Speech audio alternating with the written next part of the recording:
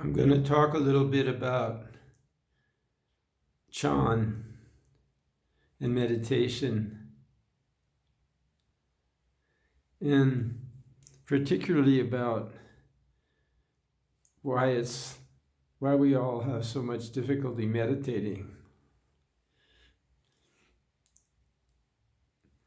The reason is that we think that we're going to do meditation, that it's something we can get good at. So it becomes sort of like anything else that we want to get good at. We practice.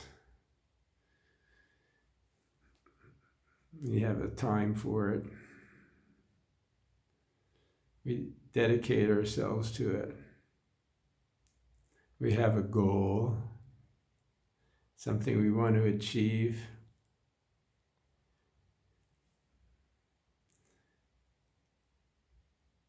If we're not careful, the aspiration to meditate just becomes like anything else. It just becomes another thing to bog down our life. So if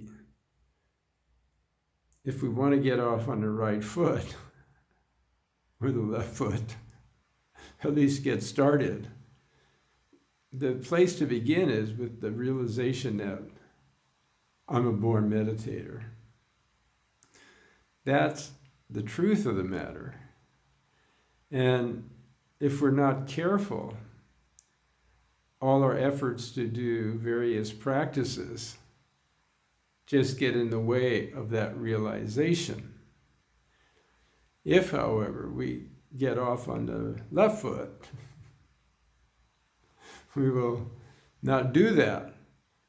And we'll understand right from the beginning what meditation is really going to teach us, which is that we can't meditate. It's impossible. It's like being on a horse, trying to ride a horse. So,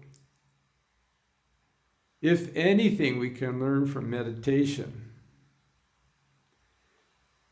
it's that we must surrender. We must become vulnerable. Basically, we must give up the idea of meditation. There's a very famous example of this that I really love, and it concerns a very famous Sakya yogi named Virupa. He wrote a very famous document called the Marga Phala, the Esoteric Tantra. But anyway, he practiced for 20 years or so, really diligently, enduring all sorts of hardship.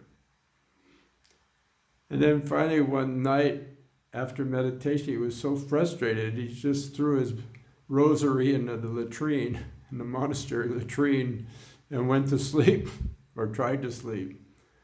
But what happened was that Narya Atma, this goddess, very powerful goddess, came to him in a dream or in real life and awoken him, literally and figuratively, from his sleep, and was there in the room with him and gave him all the transmissions that he had been waiting for all his whole life. But it took him all of those years, 2 decades, to realize he had to give up. So basically, if we want to meditate, we can start with a technique, whatever technique we want to use.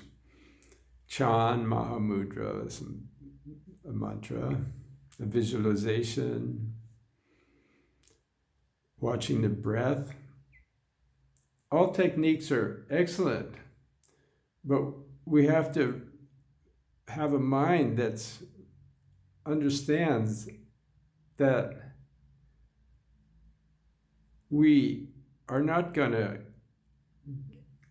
add anything, have a brand new realization, have an awakening.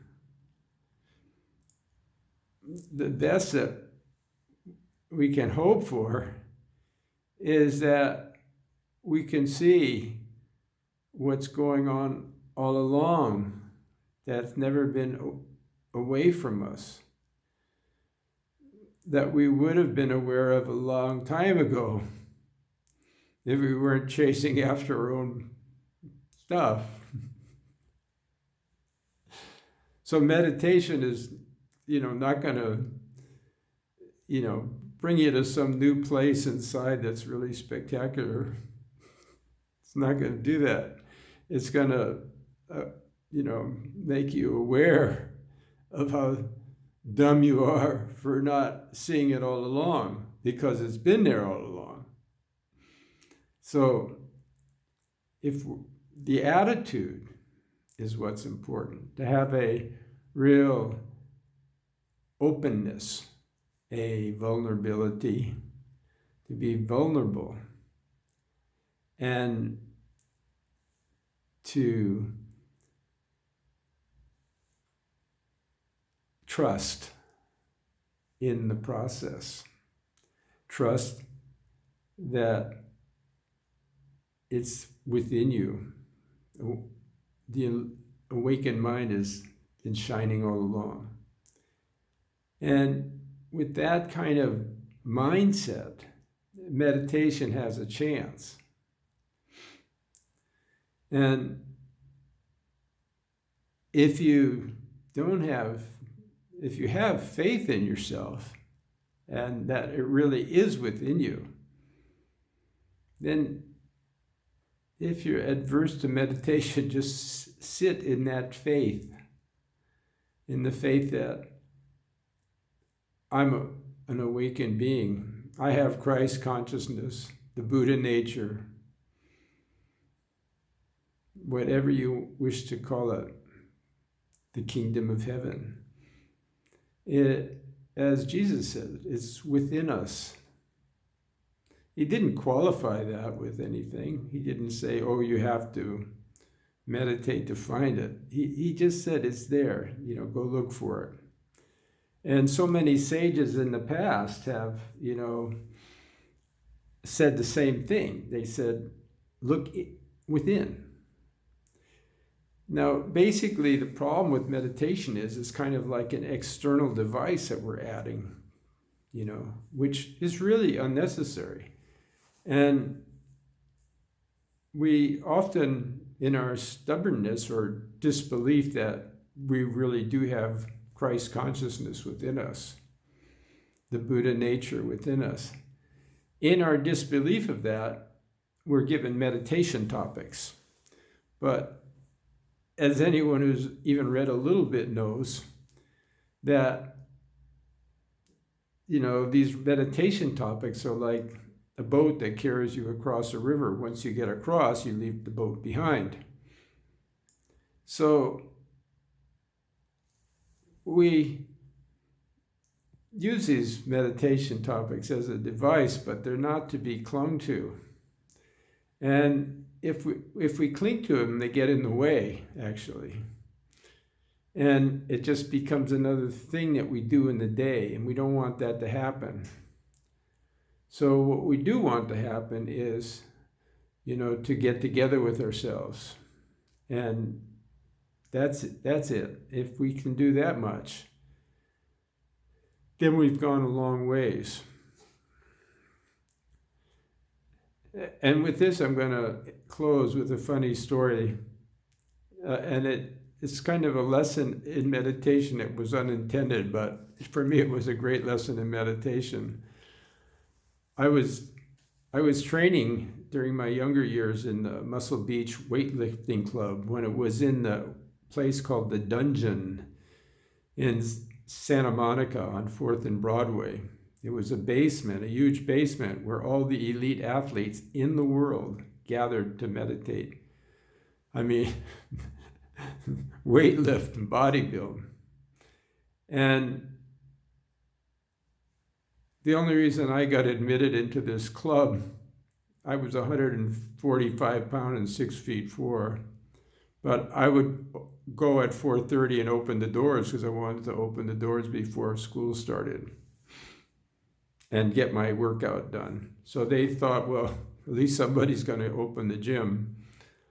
And the only one in the gym at that time was Dave Draper. And so Dave and I would weightlift together. And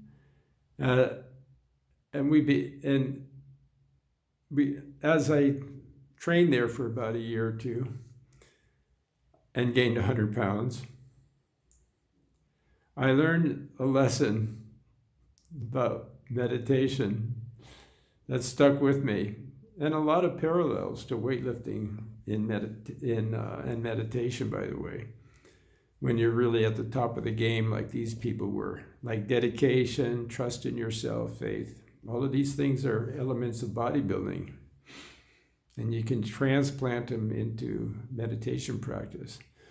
But to make a long story short, there were these two bodybuilders, but they also happened to be martial artists. And one was a jiu-jitsu guy, and one was a karate or something. I don't remember the details.